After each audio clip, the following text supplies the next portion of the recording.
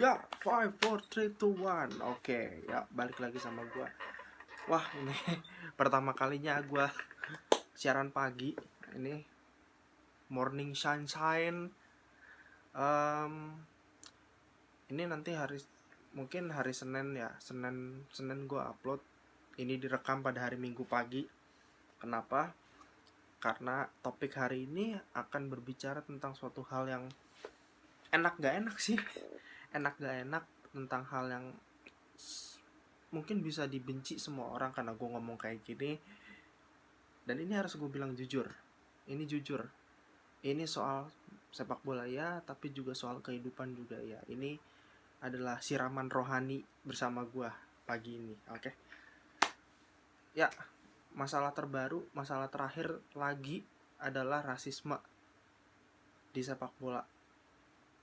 Korban terakhir yang paling baru adalah duo pemain MU, Anthony Martial dan Axel Tuanzebe dengan satu pemain Chelsea yaitu Reece James atau Richie James lah gue sebutnya Richie James.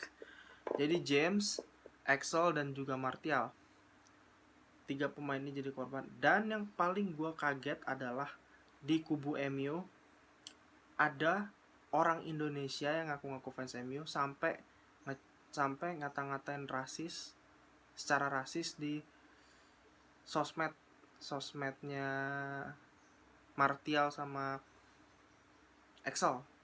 Dan gilanya lagi adalah itu sampai di storyin sama Rio Ferdinand. Tapi ya nggak usah khawatir kalau soal itu.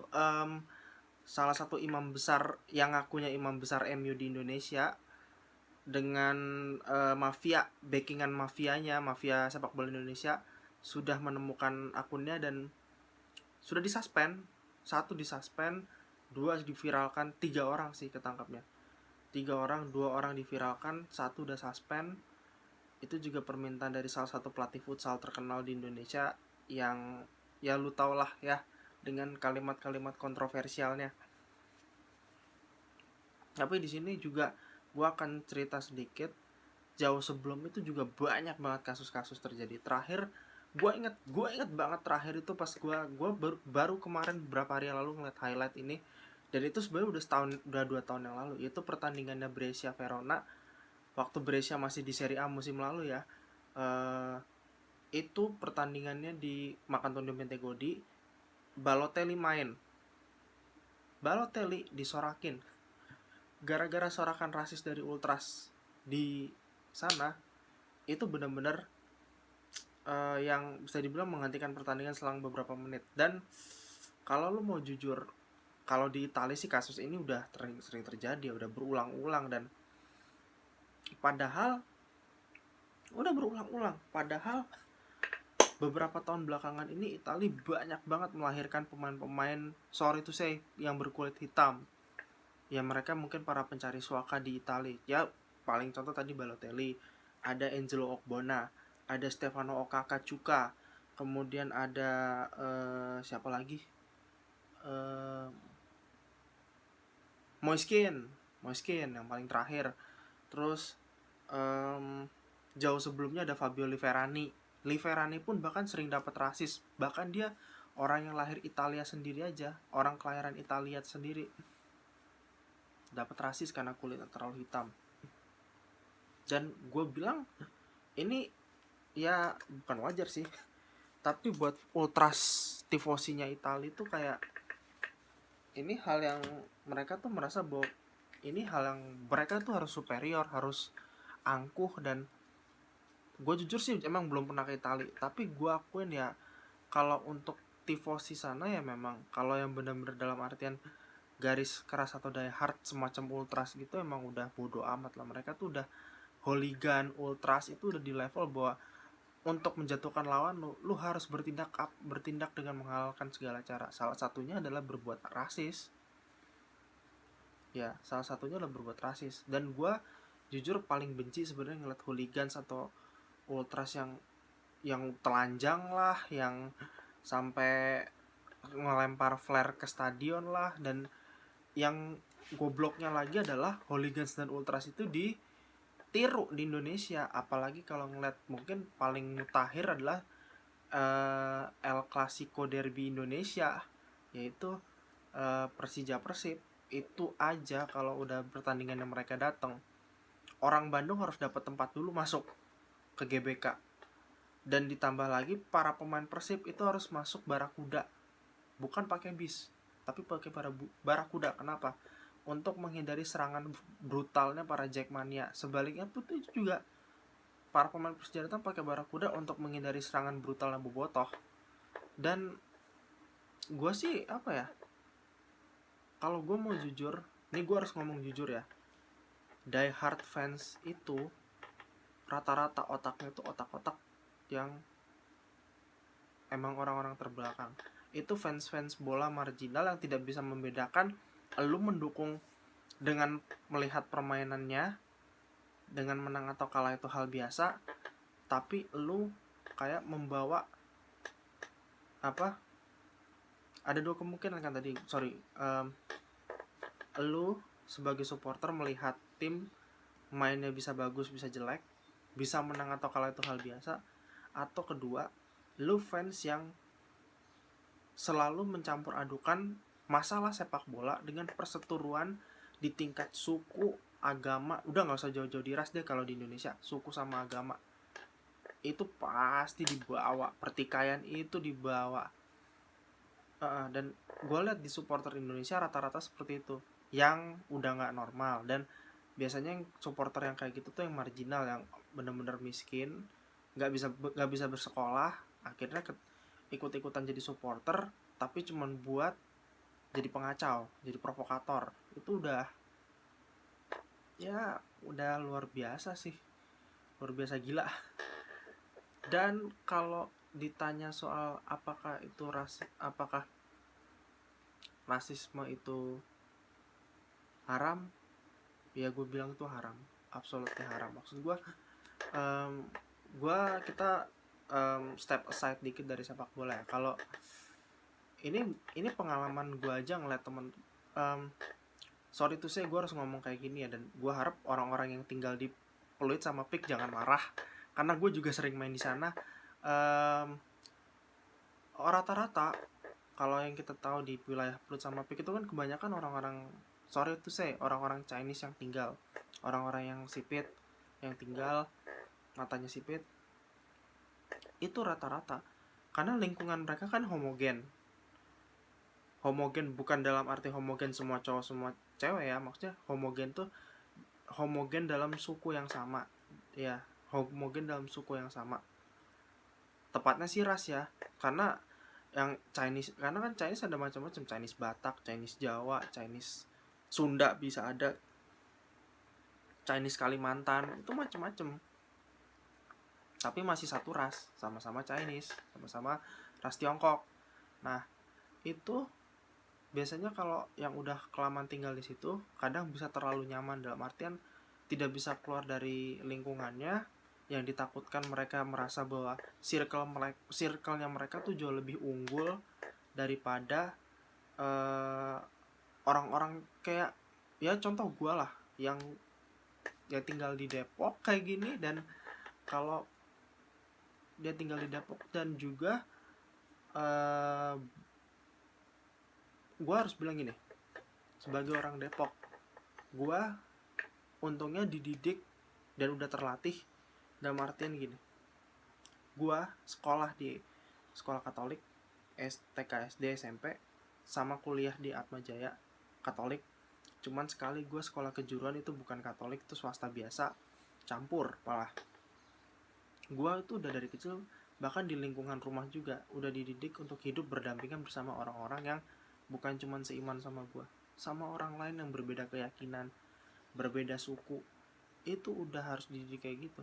Jadi gue tuh udah dulu ya, kalau di komplek gue yang dulu ya, itu kan banyak orang muslim, banyak tetangga gue muslim, kita sering bantu mereka. Kalau ada lebaran kita sering silaturahmi, Natalan mereka datang ke rumah, itu kita nggak masalah kalau kita open house, kita membuka selama masih kenal. Dan itu kita kerabat, tetangga kerabat yang kita udah anggap kayak saudara juga, ya welcome datang. Dan gue emang udah dibiasakan untuk dididik seperti itu. Di sekolah pun dulu gue udah berteman sama banyak orang macam-macam orang.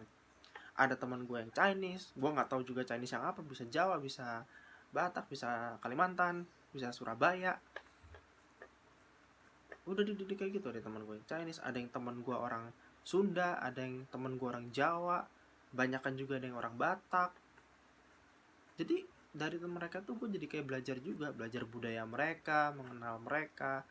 Dan kalau mau jujur ya, pengalaman cinta gue itu lebih banyak cewek-ceweknya tuh cewek-cewek Chinese. Gebetan gue juga gebetan Chinese kalau mau tahu. Jadi gue juga pun ya ini iseng-iseng memperbaiki keturunan lah, semoga. Ya cuman balik lagi ke sini ya, balik lagi ke masalah yang rasis ini. Gue berpesan, bener ini berpesan ya, dan gue juga kebetulan baru bergabung ke komunitas baru ya, komunitas bola. Ada komunitas Ligue 1 Prancis, Indo, Eredivisie Indo, Belanda, sama Liga NOS nih baru mau gabung bentar lagi. Gue udah gabung 2 di CONCACAF sama CONMEBOL ID. Ini komunitas keren banget. Kenapa gue bilang, gue cerita dikit ya, kenapa gue mau gabung di komunitas ini. Ini komunitas yang mau ngebahas sepak bola yang anti mainstream. Dalam artian selama ini kan cuman fans inilah, fans itu. Gue nggak mau lah kalau ketemu cuma nama fans, jadi ikut komunitas fans klub yang ini, fans klub yang itu. Emang enak dapat info internal klub itu, tapi gue lebih seneng kayak komunitas liga, pecinta liganya itu. Dalam artian kita dapat infonya lebih banyak, bukan cuma satu klub, bisa berbagai macam klub dan belajar banyak. Dan kebetulan gue beruntung dapat grup yang komunitas sepak bola yang kayak gini, ngobrol banyak tentang sepak bola, bisa belajar bertukar budaya, dan which is good. Walaupun kita belum pernah tatap muka, tapi kita bisa belajar tukar budaya. Nggak ada yang namanya saling singgungan, nggak ada yang rasis, nggak ada yang ngata-ngatain secara personal. Itu bagus loh untuk membangun build. Cara yang paling bagus untuk menghindari rasisme adalah itu, membuild diri lo untuk bergabung dalam sebuah keberagaman. Itu cara lo supaya lo gak berpikiran sempit, gak berpikiran rasis. Dan satu hal lagi, kalau pakai sosmed, tolong banget, tolong gak usah bikin akun-akun anonim. Akun-akun anonim buat ngata-ngatain yang lo cuman bisa gak ada followersnya, atau cuman paling 10-12 orang follower. Itu toxic man, toxic, itu sampah banget. Dan gue cerita sedikit nih soal akun, bukan akun sosmed tapi akun YouTube. Berapa hari terakhir ini gue, ini step aside, ini masalah agak sensitif ya soal agama. Gue itu selalu belakangan ini udah nge-report 2 akun YouTube yang selalu melecehkan kekristenan. Boleh gue sebutin, gue akan buka Rabanians ID, Kaf Media Channel. Gue berani kok kalau harus nge-report mereka. Dan kalau mereka benar-benar mau protes sama gue, silakan. Gue akan terbuka untuk nantangin mereka untuk soal keimanan juga. Karena mereka udah keterlaluan melecehkan kekristenan secara seperti itu. Dan gue pun step aside karena gue mau membela iman juga kan. Apalagi gue dari kecil udah dididik Katolik. Masa gue juga gak bisa membela iman gue sendiri? Masa gue membiarkan iman gue dilecehkan orang? Kan gak bisa gitu juga. Begitu juga gini, lu mau hate gue, lu boleh komen di channel YouTube ini, mau apapun silakan, kritik apapun terserah. Tapi kalau lu berani nge-DM gue, nyerang personal gue, even gue gak kenal lu berani nyerang gue, bahkan lu sampai ngancem keluarga gue, nyari gue di mana, gue berani ngelakuin lebih gila lagi. Berani gue. Adik gue tuh calon pengacara, dia pasti punya banyak rekanan senior hukum. Bisa gue minta tolong nyari, lu ditangkap satu persatu dan gak ada ampun. Karena ini udah ngancurin keluarga, bisa ngancurin kehidupan keluarga juga. Karena gue juga pernah pengalaman, gue juga hampir kok, gue mau jujur, gue pernah hampir 2 kali masuk penjara. Jujur, benar-benar pernah hampir 2 kali masuk penjara gara-gara gue bikin kasus. Tapi gue gak bisa ungkap itu apa, karena ini kan udah agak menyimpang jauh. Tapi well anyway, udah hampir 14 menit ngomong. Yang gue bisa bilang tekankan adalah jempol lu bisa menampol lu. Itu dia. Berhati-hatilah menggunakan sosmed. Gak usah, kalau lu gak bisa nahan emosi lu di sosmed, lu lakuin hal lain lah, lu cari kerja, belajar yang bener. Nih hidup udah susah, udah di masa kayak gini juga orang pada mau cari rezeki semua, ngais rezeki dari mana-mana. Lu dengan sosmed, lu punya Instagram, ya lu berbuatlah kebaikan, bikinlah apa sesuatu di Instagram lu yang bermanfaat. Atau lu kalau punya YouTube, lu nggak usah kayak punya akun terus nggak ngapa-ngapain, lu bikin aja apa gitu, lu bikin konten yang baik, yang bermanfaat, yang bisa lu mau ngebahas apapun bisa kok. Mau ngebahas tentang apa, lu kalau jago masak lu bisa bikin konten masak, lu kalau misalkan lu suka mobil lu bisa ngebahas tentang macam-macam soal detail-detail mobil, atau unboxing mainan bisa. Kalau kayak gitu gak usah lah lu pakai jempol lu cuman buat kritik orang, ngerasa lu superior, kritik agama, ngerasa agama lu superior, agama gue paling bener, kitab gue nggak pernah dipalsuin. Gak usah sampai kayak gitulah. Terus juga atau misalkan suku, misalkan gue jadi yang paling superior yang memberikan apa ya, suku gue tuh selalu membawa prestasi lah untuk negara ini. Gak usah lah, kita tuh Indonesia, kita itu Indonesia yang satu, gak boleh terpecah belah kata Pak Jokowi ya. Bener-bener kita tuh apapun bisa disatukan. Even mungkin yang bisa menyatukan negara kita ini adalah kakek legend. Mungkin itu bisa menyatukan kita di antara rasialisme. Mungkin kalau dikasih asupan kakek legend, negeri ini tidak akan rasis kalau menurut gua. Tapi well, intinya adalah pesan gua, unite against racism. Kita bersatu melawan rasisme dalam kehidupan, dalam lu bermain bola, dalam lu berteman, bersosialisasi dengan orang. Lu harus membuka diri, wawasan. Dunia ini luas. Lu akan mengenal semua hal yang gak pernah lu tahu, dan lu harus belajar. Jangan pernah berpikiran sempit. Karena dengan pemikiran sempit, lu akan menilai orang pun juga dengan sempit. Kayak contoh mungkin gue akan ungkap lagi ya, Pogba. Dia bilang attitude-nya jelek lah ini. Padahal dia tuh pemain yang memang bukan seorang yang disuruh jadi tipe destroyer. Emang badannya tinggi menjulang, tapi bukan berarti dia bakal jadi pemain destroyer. Dia itu bukan Adama Traore, seorang winger cepat tapi bisa jadi destroyer di lapangan. Dia itu pemain yang tugasnya untuk ngasih umpan.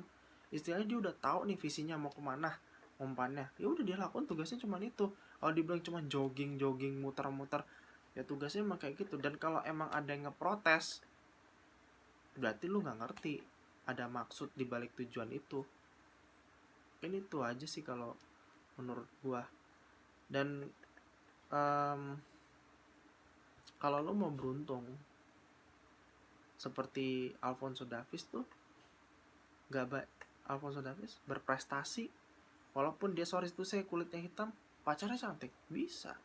Tunjukin dengan prestasi lu yang luar biasa bahwa lu dengan prestasi bisa membawa keberuntungan dalam hidup, bisa membawa lu kepada pasangan yang cantik. Itu bisa lu prestasi lu dengan apa yang lu bisa, itu yang paling terbaik. Oke, dari gua itu aja tentang rasisme ini. Sekali lagi, jempol lu bisa menampol lu, mulutmu harimaumu. Jadi sekali lagi, pergunakanlah sosmed untuk kebaikan, pergunakanlah media, platform untuk berbagi kebaikan, bukan untuk memecah belah kita semua. Oke, itu siraman rohani pagi gua hari ini. Kita akan bertemu di next konten berikutnya. Thank you. Ciao.